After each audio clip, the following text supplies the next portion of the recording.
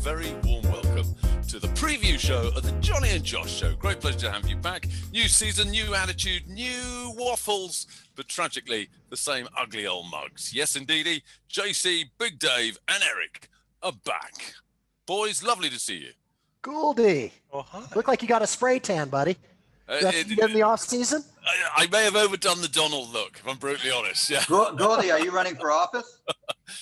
Big Dave, I took one look at myself in the mirror. I knew that we were going to having a Zoom call, and it's like a love affair. It's the renewal of a love affair. This is my idea of Tinder, and I thought, no, I can't look this pasty and pale. I'm going to have to get some color, and I've overdone it because I don't ever do it. I don't know how often to do it. I don't know how to do it. So swiping left. Yeah. Yeah, I wish I could I'm swipe left saying now. the product in the hair is working for you, though. A Thank little you. too orange, but the hair's Thank you. looking on point. Thank you so much. Always a pleasure. Boys, lovely to have you back. The season is upon us. Opening day, would you believe it? April the 1st. I kid you not. April Fool's Day. Well, that's great. I can't believe they're going to do that. I don't know why you make that. What's the point? Are we Like, fooling so when you're supposed to say, no, it's not. Exactly. Wrong, Gouldy. It's ironic. It's ironic with all that's gone before and all that's about to happen. Why is it ironic? I think you're misusing that right. term. Yeah, Maybe Alanis Morissette. maybe it's a coincidence. April 1st is Yes. opening day. All right, here's a segue for you. All right, here's a segue for you. Whose birthday would it have been on April the 1st? Whose 83rd birthday? I'll tell you right now. Phil Necro. Oh. How sad is that? That will be coming to that a little bit later. Anyway, we've got loads to do. We're going to have our usual COVID update. I can't believe we're still doing this a year down the line. Who would have guessed it? So officially, hopefully, there's going to be some fans in some or all of the stadiums for a normal baseball season of 162 games. Unbelievably, there's apparently going to be 100% of fans in Texas, the crazy Texans, and and Canada are still keeping the borders closed. So Toronto, I understand, JC, are going to be starting the Major League season down in Florida, but not Buffalo. Why not just go back to Buffalo? They did it before. It worked. What's the story? Well, it makes sense, Gouldy, so that the team isn't going to have to move twice. If they were to sort of pick up sticks from Dunedin, where they play their spring training, then go to Buffalo, and then hopefully move up to Toronto before midseason, that would be 2 stops along the way. This way, they get to stay in their spring training facility where they have all their infrastructure, and then just make the singular move back up to Toronto. I bet you they'll be in Buffalo starting in June. Write it down. What's the over-under on that? June's the over-under? June 1st, definitely It in does. Buffalo. The thing is, it does get pretty chilly in Buffalo, and I lived in that little neck of the woods for my youth, and it's April in Buffalo is no fun, especially with no retractable roof. And then the flip side, Dunedin in June is rough. That's why you're going Florida to is see them in tough. Buffalo. Okay, well, we'll revisit that. Well, let's do the news roundup. Thank you for that, guys. Loads to discuss. Big news roundup for our first show of the new season. First of all, and this is really, really sad, a list of Hall of Famers that have lost us since we went off air for our first series. I mean, wow, what a team they've got in heaven right now. To name but a few: Tommy Lasorda, Don Sutton, Phil Necro, and Hammer Hank Aaron. Boys, well, I know Tommy Lasorda for you, JC, that must have hurt. Yeah, I grew up in Los Angeles, Gouldy, and Tommy Lasorda was more than just a manager for that team, which was just a fantastic team in the late 70s and into the early 80s. He was also a celebrity. He was a person, he was famous for having pictures on this wall and in the manager's clubhouse office of him with Sinatra and all these very famous people. You look at this list, and it's particularly heartbreaking for people who are not your age, Gouldy, you're well past. But for me, Dave, and Eric, that last year we lost Al Kaline. We lost players who were sort of that half a generation older than us. When you look at guys like Don Sutton, you look at a guy like Phil Necro, they were pitching in the 80s. These are the players of our childhood, and it's tough to swallow. Well, certainly from my perspective, I mean, I'm gutted to lose Hammer Hank, second only to Chip as my all-time favorite player, such an absolute gentleman, and obviously a Milwaukee or Atlanta Brave legend, an icon of baseball. And then, of course, Phil Necro as well. I mean, we really have suffered on every level. What about you, Dave? Who have you particularly missed? Well, we talk about Tommy Lasorda being the ultimate celebrity and crossover personality in LA. Don Sutton, probably the opposite. I was talking about this with Eric during the offseason. Have you ever seen a pitcher like Sutton, 300 game winner, fly under the radar so much. That guy, I looked at the records. He holds a lot of Los Angeles Dodgers pitching records, and you just don't hear about Sutton in the way that you hear about other players in his class. The thing about the Dodgers in that era, they were really defined by their infield. They had this infield that stayed together longer than any other infield. It was Steve Garvey, Davey Lopes, Bill Russell, Ron Say, and that was really the focus. But the thing about Sutton and Niekro is that these players really made a career by their longevity. Is that they weren't necessarily those shining stars in particular seasons. They were always incredibly good, but never the best in their league. But they lasted for so long. They were the definition of durability. And I think also we do have to point out with Hammer Hank, obviously with the career home run record, the whole story around that with regards to what he endured to end a season one shy of the record, and with what he endured in terms of the horrific racism that went his way, and some of the quotes that I've seen, one from Sports Illustrated, is this to be the year in which Aaron at the age of 39 takes a moonwalk above one of the most hallowed individual records in American sport, or will it be remembered as the season in which Aaron, the most dignified of athletes, was besieged with hate mail and trapped by the cobwebs and goblins that lurk in baseball's attic? It's scary when you consider BLM and the issues that the world is still dealing with, just the level of hatred that was directed at a man just because he was about to beat Babe Ruth's home run record. The thing about Hank Aaron that's really so surprising to me is that I actually think he's underrated in terms of the historical pantheon.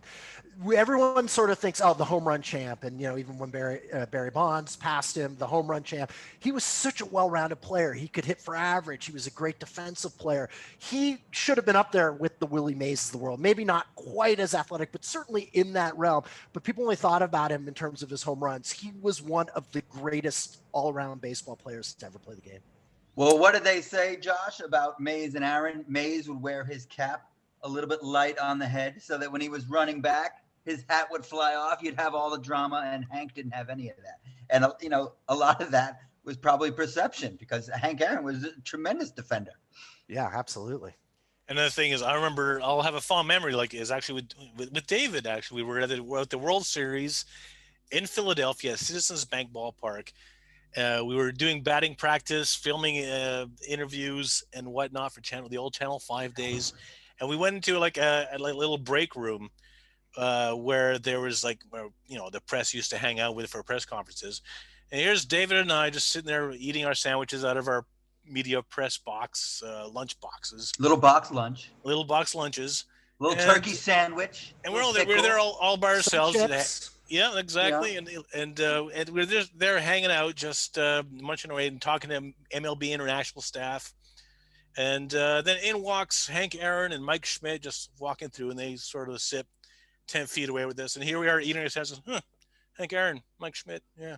And that's when we just sort of pause for a second in between, bites of your sandwich and think, wow, that's Hank Aaron. Is this the part where Hank Aaron said, "Hey, Eric, you have something on your chin again? You got some food there. Clean it up, buddy." All joking apart, I'm really sorry, but the two of you cannot call yourself true baseball lovers if you've got Hammer Hank in the same room and you don't go up and shake that man by the hand and say you are a massive hero. Hey, well, he had mustard on his face. Mustard all over my hands. I didn't want to show this. I would have given anything to meet Hammer Hank Aaron. I would literally be lost for words, and we all know how rare that is.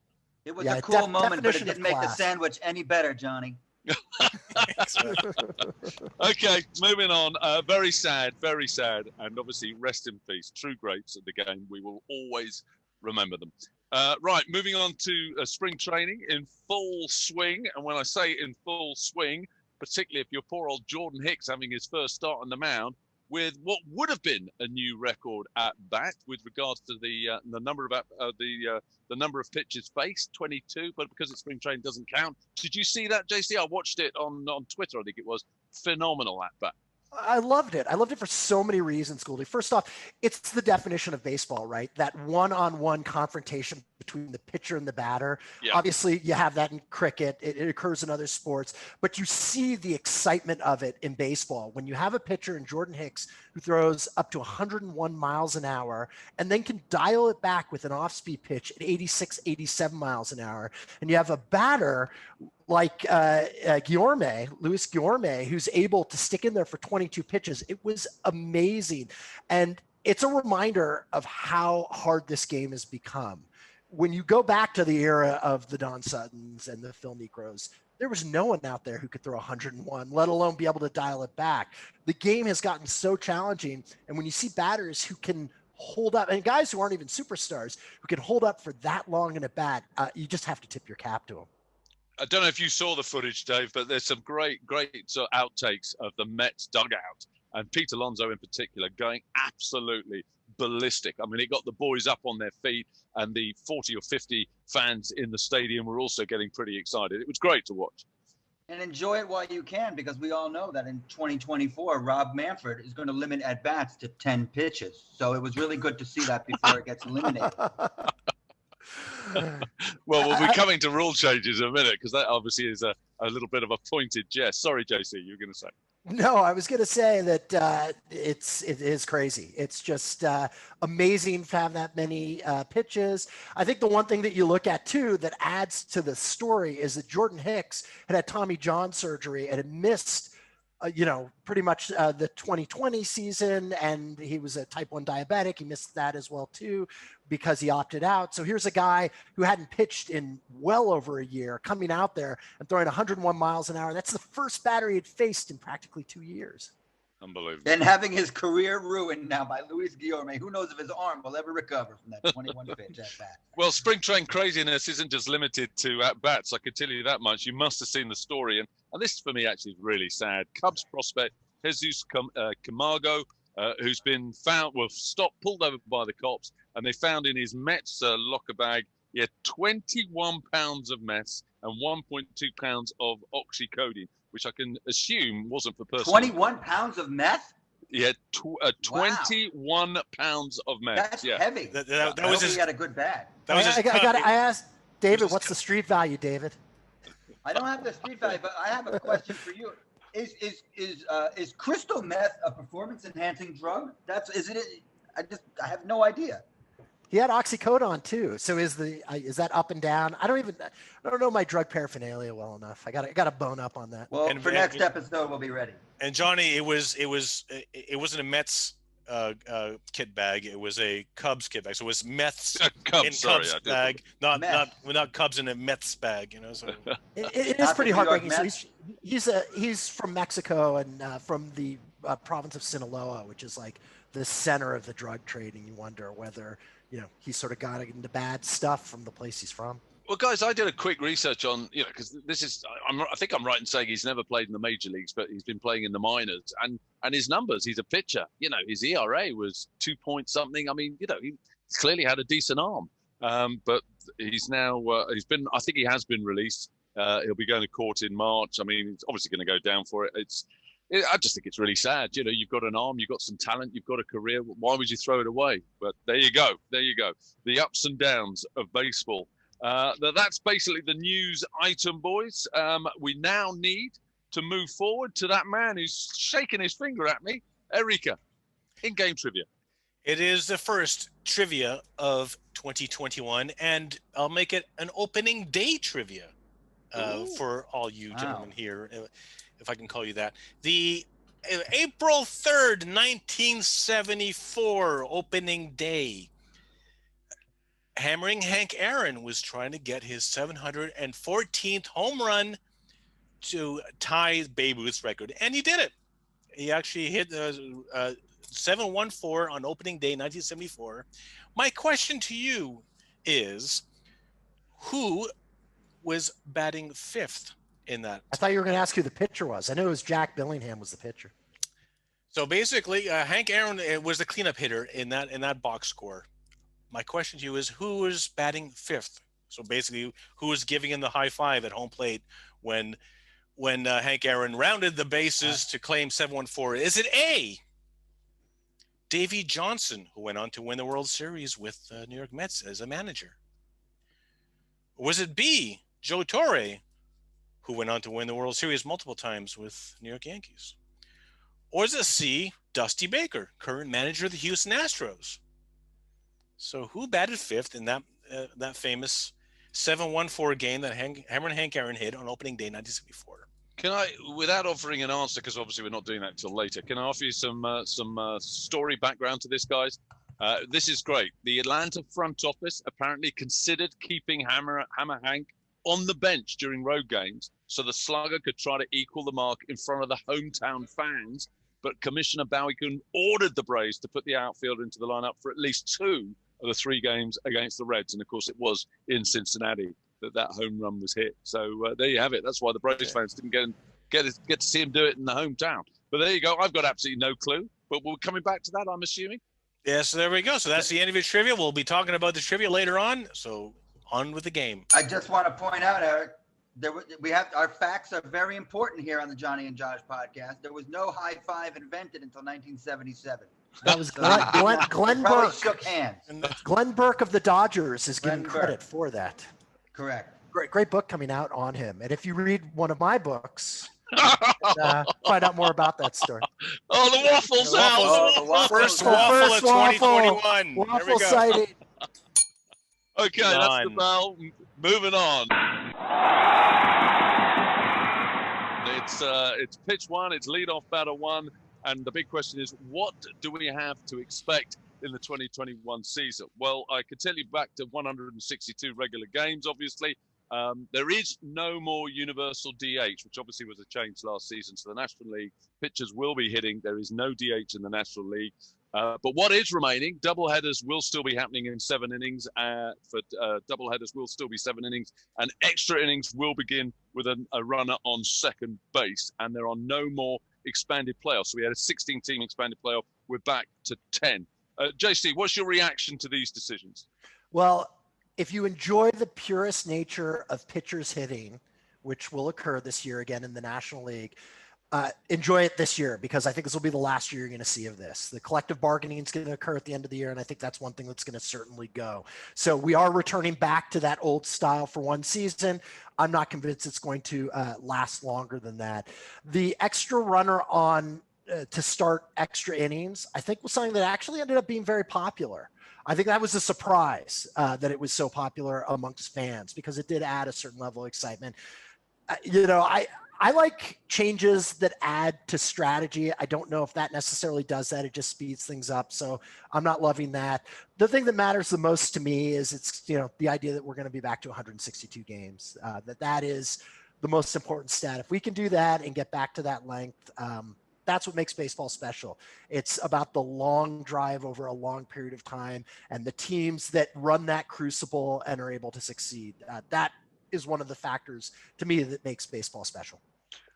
I'll be honest, I like to think of myself as being dynamic, and I'm all in favor of change, particularly if it improves it. Thank you. If it improves the game, if it makes it more exciting, I'm all in favor of the runner on second in extra innings. And it had the desired effect in terms of the number of extra innings games and the average length of those extra innings games. It did shorten them significantly. So all in favor. I love the fact the National League and the American League are different with regards to the DH. I love the fact the pitcher has to hit. If that is going to change, as you are suggesting, I'm gutted to hear that. Dave, you're also a bit of a traditionalist. What are your thoughts? I like the DH. I don't want to talk about it, though, because everybody just talks about it all the time. It's a long goodbye. I agree with Josh. It's going to be gone, which is, a little bit of a shame. But, this could be a long goodbye for a couple of reasons. These guys have to get together with the union to come up with an agreement after this year. And I don't, if I had a gun in my head right now, I say no baseball next year, because these guys can't agree on anything. Oh, that's a whole new discussion, which presumably that's a whole new discussion, but it's a fact. Yeah. Enjoy what you're watching this year, because I don't think you're going to see it next year. Yeah, Dave's on point that there is so much tension there right now and so much disagreement that they're going to have to bridge a very wide divide. Well, and part of the tension, presumably, is some of the rule changes that are being played out in the minor leagues that Major League Baseball have insisted upon. JC, can you update us on what those changes are that's only happening in the minors? Yeah, so Major League Baseball doesn't need any buy-in from the Players Association in order to make changes in the minor leagues. And at each level, they're doing different types of changes, and some of them a little nutty. I'm not a fan of almost all of them, and we can discuss them each individually after I go through them. So at the AAA level, they're going to play with slightly larger bases, which are less slippery in surface. The reason for this, it makes it a little easier to steal if you have a little less of a distance to go. At the AA, they're going to require that all 4 infielders have their cleats within the outer boundary of the infield dirt when the pitch is delivered. This is to prevent some of the shift opportunities that you might be able to have. At the high A level, they're going to require that pitchers step off the rubber to attempt a pickoff. This makes pickoffs much more difficult to occur, much easier for the runner to identify that and get back. So again, this is trying to help the running game a little bit.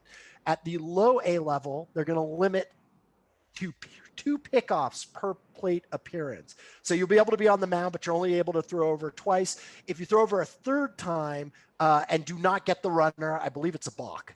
So that would mean that the runner would get to go to second base. Low A in the West, there's going to be a 15-second pitch clock. And then low A in the Southeast only, they're going to do the automatic balls and strike systems. So no umpires to call balls and strikes. That's like a Hawkeye, I'm assuming. Yeah. Right, Yep. Okay. Dave, what's your immediate reaction? Well, I was with my son the other day, and we were walking around, and I saw some 12-year-olds playing baseball. And just for fun, I like to go around and take the temperature, what's going on with baseball, and, what kids are talking about the game.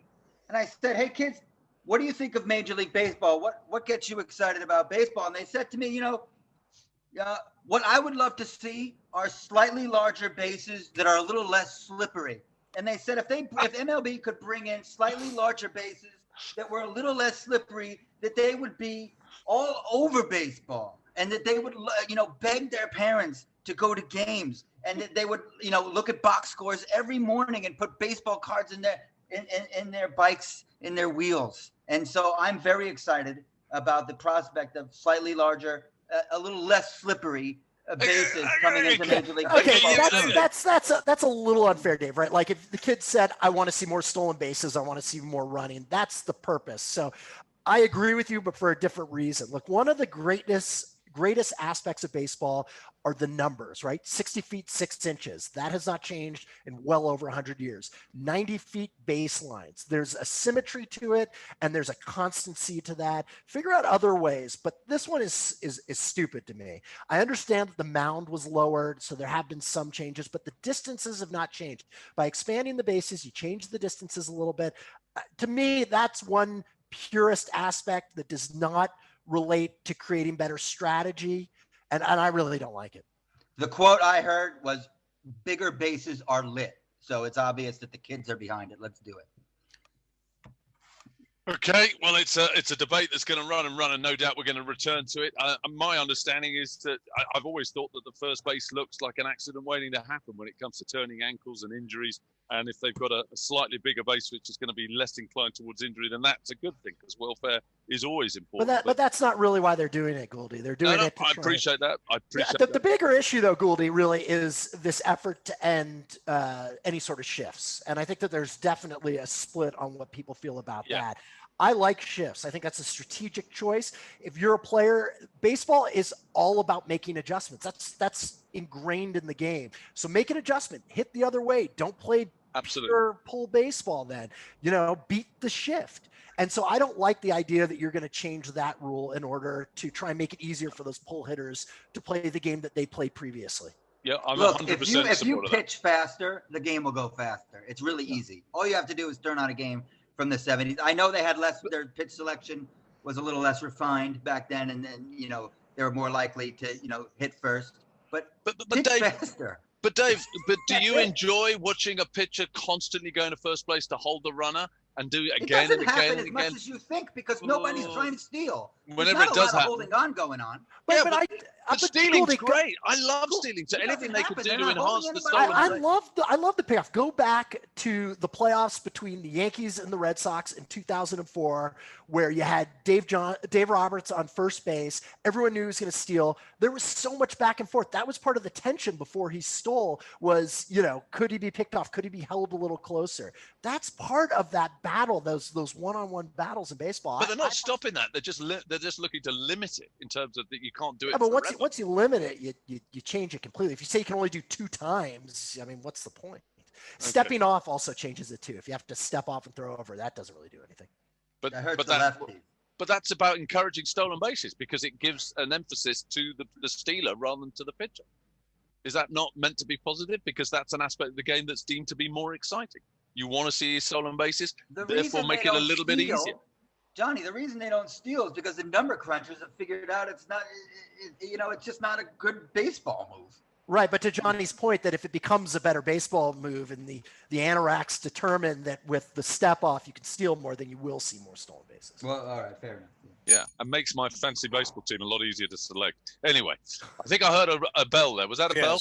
That was a bell. There was so basically that was that. We're gonna see how these. Well, I say God forbid we see these rule changes in the major league level. One more thing that we can look forward to in the year 2021, this season, is as it stands, where the All-Star game will still be going on. It'll be in Atlanta this year. It'll be July 13th. Allegedly, they're going to say it'll be full capacity, 100% capacity. I'll believe that when we see it. Don't know how the state of Georgia is doing right now with their COVID situation, but at the moment, opening day hasn't even started yet, but there will be an All-Star game on July 13th, and that'll be the All-Star break.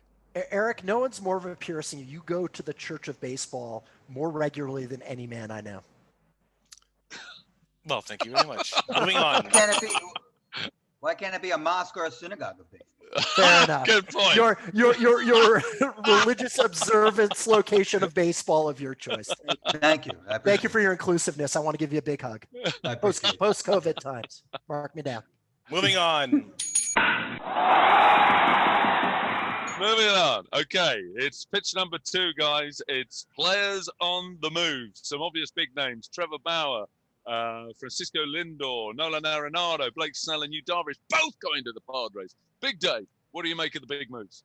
Well, the number one most annoying move is probably the most obvious move is Nolan Arenado to the Cardinals.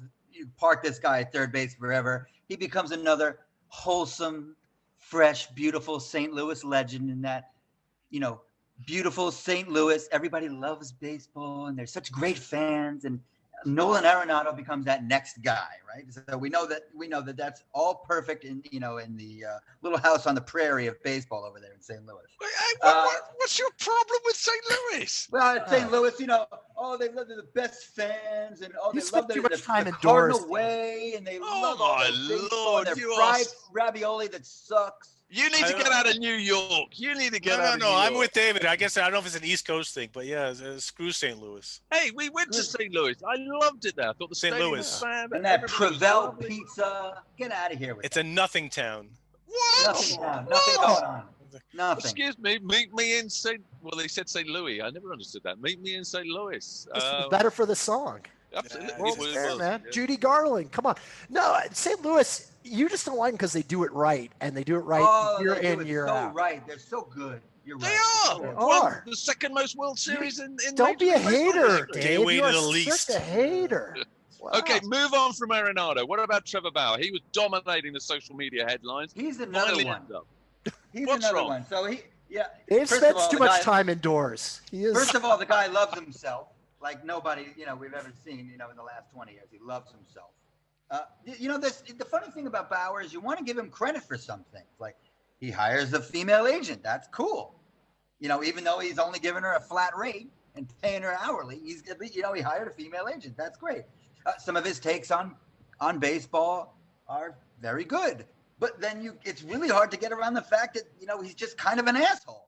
So as they say, as somebody said on Twitter, what is it like an old adage, like, you have this cousin he's right, but he's, hey, Walter, you're saying a lot of things that are right, but you're still an asshole. It's really interesting. So Trevor Bauer and Garrett Cole were teammates at UCLA, which if you grow up in Southern California, that is the baseball school everyone wants to go to. And the people who end up going there because it had such a great history, even though they didn't win a lot of college World Series championships, such a great history, such a great facility. And the guys that ended up there tended to be prima donnas, big egos, about themselves. Cole and Bauer historically have hated each other because their egos are so strong and so big. They're probably alike. Right. It manifests itself slightly differently, right? Bauer's a little bit more look at me. Cole isn't as much look at me. But it's interesting to follow that dynamic. And I agree with you, Dave, about Bauer. I want to like him because I like that he's different, but he's just too much about himself.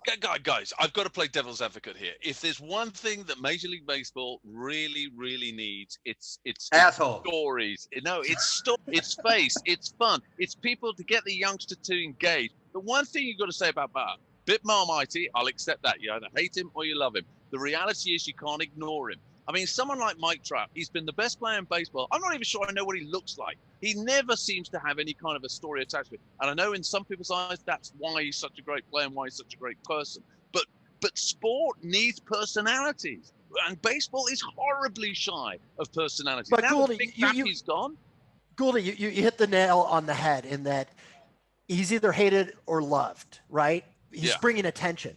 I happen to dislike him, but I'm going to pay attention to him. So you're getting that result, which is you're getting people to pay attention to baseball.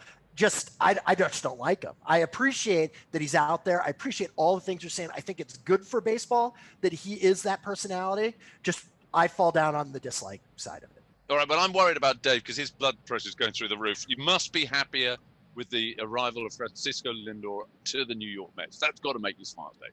Oh, yeah. It's great to have a franchise player. So, there's the old Met in me says, oh, man, they're not going to re-sign him next year. Something's going to happen. Something's going to go wrong. And then the new Met inside me says, well, you've got Uncle Stevie there writing checks. Stevie Cohen being the new extremely loaded and wanting to win owner of the New York Mets now that Fred Wilpon and Jeff are gone. But then it's a great deal. Obviously, it puts a cornerstone at shortstop. You just want to make sure it goes on beyond this season. But no question about it. You've got a player built for New York. Great smile, great swing, great glove. I mean, there's really no downside to him whatsoever, and we're happy to have him.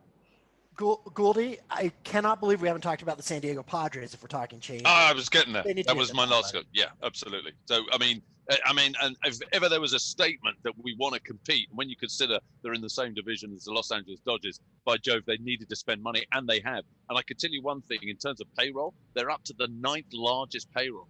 2 seasons back, they were 24th. That is a statement of intent by San Diego, and that's 2 great pickups. You've got to love what they've done. Blake Snell and Yu Darvish. You excited? Yeah, absolutely. But I think it goes beyond that because they really helped build out their bullpen. Going out and getting Mark Melanson, who you saw with the Braves, pitched with the Giants, had closing experience, and Kano Kella as well. 2 relievers who have closing experience that give you that depth at the back of the bullpen. Fantastic. And then Joe Musgrove, adding him to the back of your starting rotation is huge. And then Ha-Seong Kim may ultimately be a really solid player. At the worst, a super utility guy who gives you more depth there as well. So it wasn't just, hey, we got these couple marquee names, which is fantastic in Yu Darvish and Blake Snell, but we really shored up all the other elements of our roster to make us competitive on all levels of the NL West. I feel badly for Yu Darvish. You know why? Because he had his life ruined by the Houston Astros, got lit up in the 17 World Series by the Astros, who knew everything that was coming. The guy goes through 2 years of introspection, finally gets his game back, and now he's in the NL West, and he's got to face the Dodgers 19 times. Yeah, but you're also playing against the Rockies. Admittedly, you go to Coors. And he's pitching in San Diego, which is a great pitcher's park. He's going to love that. He's going to love the weather. Absolutely. I wish him all the best. He's a wonderful player. I think the other really interesting aspect to the offseason in terms of the hot stove, Gouldy, were the players who chose to stay with the teams that they had previously been with. So you had Justin Turner staying with the Dodgers, JT Realmuto staying with the Phillies, and DJ LeMahieu staying with the Yankees. And you usually see players of that level leveraging their relationships with the previous teams to go elsewhere. And that those three players decided to stay at home speaks partially to the market, that the market isn't as strong as it might have been in the past where you had that one team going over the top, and partially that, they're with good organizations and they all think that they have a chance winning with their various teams. One player you guys, we didn't mention. Marcell Ozuna. No. Oh, he's a good one. Thank you. Who Can't didn't stay believe with we his didn't team. mention him. Didn't Cannot stay with his team. believe. That guy is the worst defending outfielder amongst high price players. We'll take it. Out there. We'll take it in return for the 40 home runs. Built for the DH. They were praying for the DH in Atlanta. There we were. And they were praying for the DH in New York, believe it or not, except not me. But how about George Springer? And with all the work that Jays have done. I mean, you talk about a player who left his team, left the homestead after 7 or 8 years or whatever it was. And now he's heading up north or down south or a little less south or who knows, wherever, for Toronto.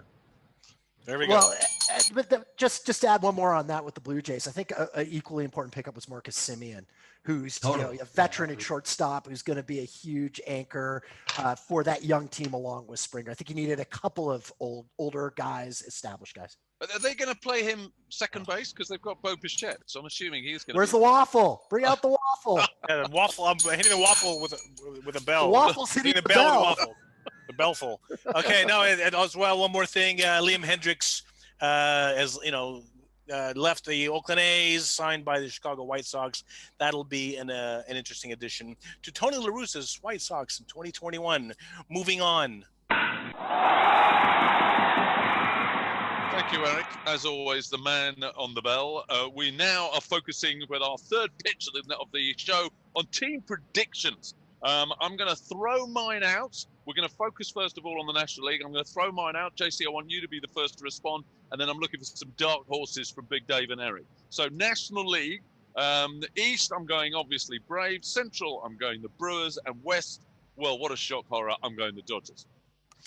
All right, so I'm going East. I'm going to go with the Mets. There you go, David. That's my gift for you.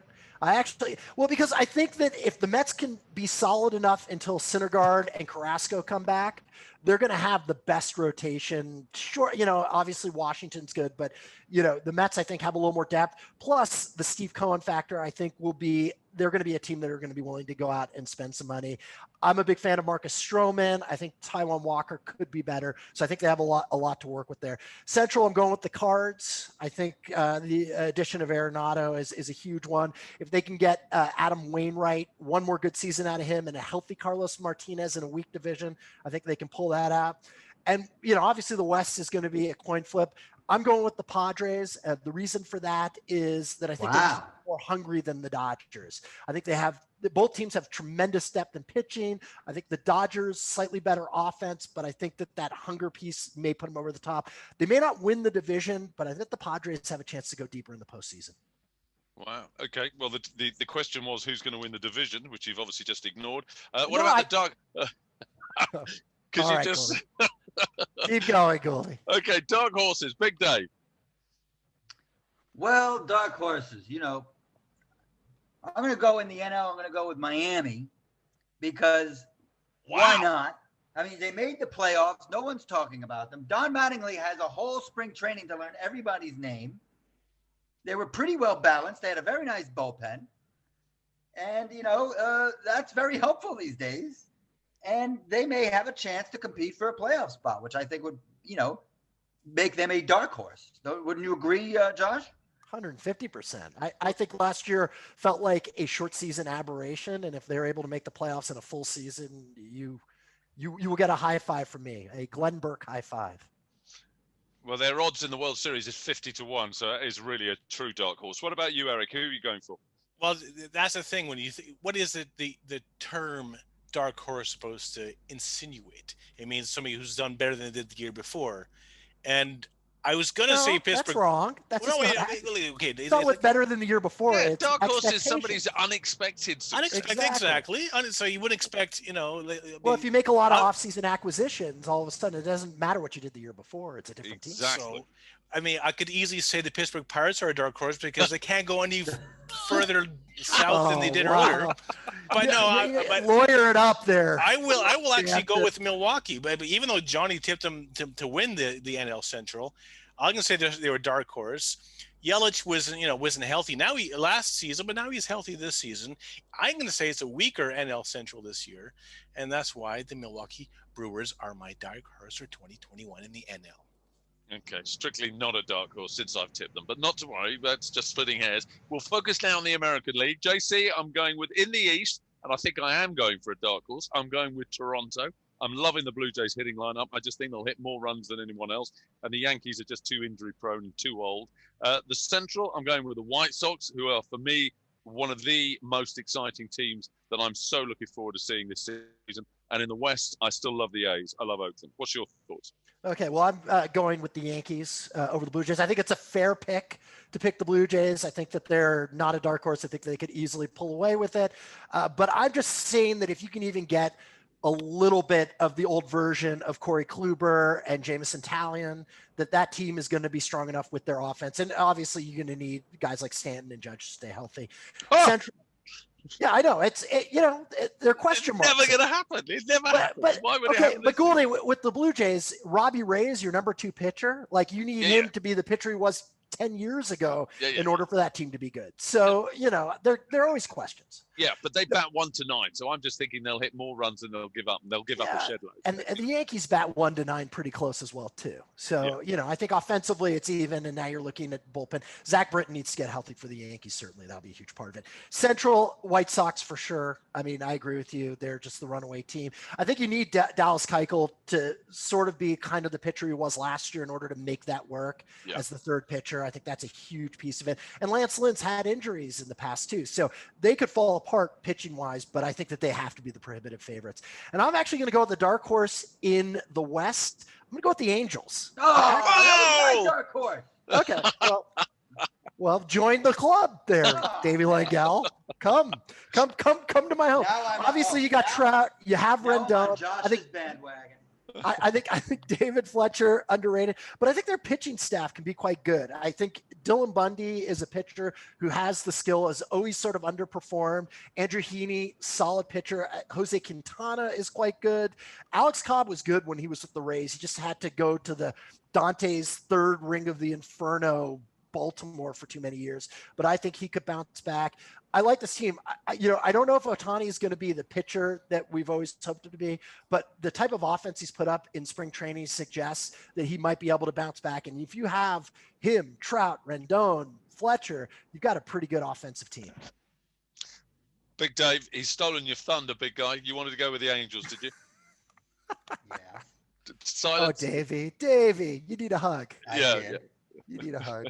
Is there anyone else? Anyone else you want to mention? I think there's if you what's the best thing in sports, as we've kind of alluded to earlier. The best thing in sports is beer, popcorn, beer, popcorn, tailgating, barbecues, and beating expectations. There's nothing, It's the Cinderella story. I know we don't talk about other sports, but the Knicks have been so bad for so long. They come out this year and they're 500, and you feel amazing as a Knicks fan. It's like the greatest thing you've ever seen. I think that Seattle could have some of that. I think they're going to bring Kelenic up. He's going to run wild and make every Mets fan cry in their beer for the next 10 years. And there could be a real rub off that. I'm not saying that they're going to compete for a playoff spot, but I think that they could be a lot better than they were last year. You're using an Eric Jansen definition of dark horse. What is the true definition of dark horse? Josh, you're supposed to. You write books on this stuff. You're supposed to know what the definition of dark horse is. If you pick up the Field Guide to Sports Metaphors, there is an entry on the term dark horse. So is that right, Josh? I don't want to waste it here. Never heard of it. Well, I would have done. I'm sure it'll be a book of the week from Eric for sure, right? Right, Gould? Well, let's see. So my dark horse, by the way, thanks for asking. The Oakland A's. Because hey, they're the a first place dark horse. Wow. What? They're the dark horse every year because hey, it's Moneyball. But no, come on, they kept Mac Olson. They got Elvis Andrews now. Oh wow, that's a real difference. But hey, by the way, speaking of the Oakland A's, Sean Murphy is back. But I don't know if you heard this in the off season, but he had like a punctured lung that he didn't know about. Like he drove himself to the hospital in the off season when he was having chest pains. He thought he had COVID. Showed up in the emergency room, and then they said we have to operate immediately. And he had like a punctured lung or something that or some of this sort. And now he's back, and that's why the Oakland A's are a dark horse because they're a Cinderella story. But they're just like the Tampa Bay Rays, right? They're teams that will always defy the odds. It's like calling them a dark horse is like the safest dark horse ever because they have such a great front office. They figure it out. Exactly. Hey, I know my dark horses. Hey, do you? So first of all, when it comes to MLB, you've mentioned two teams that I've predicted are going to win divisions, but you've said they're dark horses. And from what a little birdie told me, young Eric, your dark horses that you came out with on your NHL pod have been absolute shockers. True? I don't know what you're talking about. Okay, yes. And on the NHL podcast that I do, Slapshot Smack Talk, by the way, at Slapshot Talk. Good title. Yes. Yes, I picked the Buffalo Sabres and the San Jose Sharks to be dark horses. And how are they doing? They are rock bottom. They're the worst teams in the. You realize, Eric, that this whole show, Gouldy has been like vulturing, waiting for the moment to bring that up. He's to like pick my carcass, like drooling, so excited to just give you gruff. Yeah, I was just looking for the lead in. Let's hope my MLB dark horses are better than my NHL dark horses. Okay, there goes the bell. It's time for 7th inning stretch. Because it's our preview show, we're gonna hold off the pulp culture. There'll be plenty of pulp culture to look forward to in this 2021 season. Once the season gets underway, we'll be talking films, we'll be talking baseball references and TV shows, and Josh of course Chetwynd books. We'll do books of the week of some sort from some authors. Actually, you know what? Because opening day. Okay, I gotta throw in this book because Josh, you must agree that. Why Time Begins on Opening Day by Thomas Boswell should be the book of the week going into opening day. Yes, talking books though, Eric, I don't know whether you're going to use this because you like your cheat sheets, but Sabermetrics is based on the Society for American Baseball Research. They did their top 50 books of the last 50 years. It's their 50th anniversary. So they have a ton of good books on that list. So. My list What is was better. number one? Well, I got it now. You put it out there. They didn't do 1 through 50. They just listed here are 50 Spineless. There's some great Spineless at Saber. My list is better. Ignore them. So yes, but that's what we have a whole season ahead of us, folks. Stand by for more 7th inning stretch stuff as the season continues. But I will put your minds to the test because, hey, let's face it, the trivia question that I asked you earlier on the show, which I will now reveal the answer once you give me your guesses. It was pretty much a grapefruit. I threw you a grapefruit, didn't I? It was a pretty easy question. And just to reiterate the question, I asked you when Hank Aaron hit home run number 714 to tie Babe Ruth's record in 1974 opening day, who was 5th in the lineup that was batted after Hank Aaron? Was it A, Davey Johnson? Was it B, Joe Torre, or was it C, Dusty Baker? So who batted 5th in that Atlanta Braves lineup in that opening day, 1974, after he hit 714? And who will I go for first? I will go with Johnny Gould. I'm going A, and I have no idea why. And who's? Yeah, I was going Davey Johnson too. I was going to go Davey Johnson. All of you going Davey Johnson? Let's all go because then if we're wrong, it will just be classic train wreck. I'll tell you why I was going to go Davey Johnson. Why? Because I know that Baker and Aaron played together for a little bit, but I'm not 100% sure they were on the team at the same time. I think he was already in I think he was in San Francisco or LA by the time 74. No, I think he was there. He was there in 74. You think he was there? I'm pretty sure. I remember his 1974 baseball card. Back when I collected. Who? I was born up 2 months later. Dusty Baker. So I don't remember. Dusty Baker was. Okay, so the final answer, all you guys are going Davey Johnson, who went on to managed many major league teams, including an '86 World Series with the New York Mets. Is that your And who made the last out of the '69 World Series, didn't he? Yeah, and arguably, in terms of winning percentage, the best manager not in the Hall of Fame. Yeah, he should be in the Hall of Fame, no question. Yeah. Okay, so in no particular order, let's go over the answers here. So you guys have gone with Davey Johnson was batting fifth, right? So first of all, Joe Torre is not correct. Was not at the Atlanta Braves at that time. He was not playing that game. He was already at the St. Louis Cardinals. So he was not an answer. But Davey Johnson was indeed in the lineup. But he batted sixth. No! Damn! I knew Dusty Baker was there. Dusty Baker was batting fifth, and Dusty Baker was batting fifth as well when he broke the record. So that's the end of that trivia. We're gonna have more trivia and pub culture. Stick around, folks. We're gonna have fun this year, right, Johnny? Indeed, Eric. How can you get hold of us? Are you trying to imply we didn't have fun last year? Guys, this year we really will have fun. We promise. We'll try. We'll at least try. Well, we want everybody to have fun. We want all our listeners to get involved. That is our remit. So do get in touch. You know the details. On Facebook, The Johnny and Josh Show. On Twitter, @Johnny and Josh. If you've got questions, if you've got comments, if you want to slag us off, it doesn't matter. We just want to hear from you. We want to know that there's somebody out there listening. Otherwise, it's four old men chatting to themselves on Zoom. It all gets very depressing. Don't forget also, in the same fantasy stable, we've got Behind Home Plate @BHP Pod. Yes, indeedy. Jamesy Holden and JG are back for another season of fantasy baseball. If you want the best seats in the house, make sure you join Behind Home Plate. And after all, James Holden helped me become a double title winning champion. Don't know if I've mentioned that before, but I will mention it again. And we've got other shows. We've just also mentioned, Eric's mentioned Slapshot Smack Talk. That's @Slapshot Talk. I love that name, Eric. And that is, of course, the NHL podcast. And then there's Anytime NBA Show, @Anytime NBA Show. And that is, of course, the basketball podcast that is all part of the Ted Fred stable. Do join us, Twitter, Facebook, Instagram, YouTube, all the usual social media channels. Subscribe, get involved, and be a part of the family. Boys, Johnny and Josh. Johnny and Josh. Johnny and Josh. Did I not mention that? I thought I did that at the beginning. I did. What, like Shop Liver?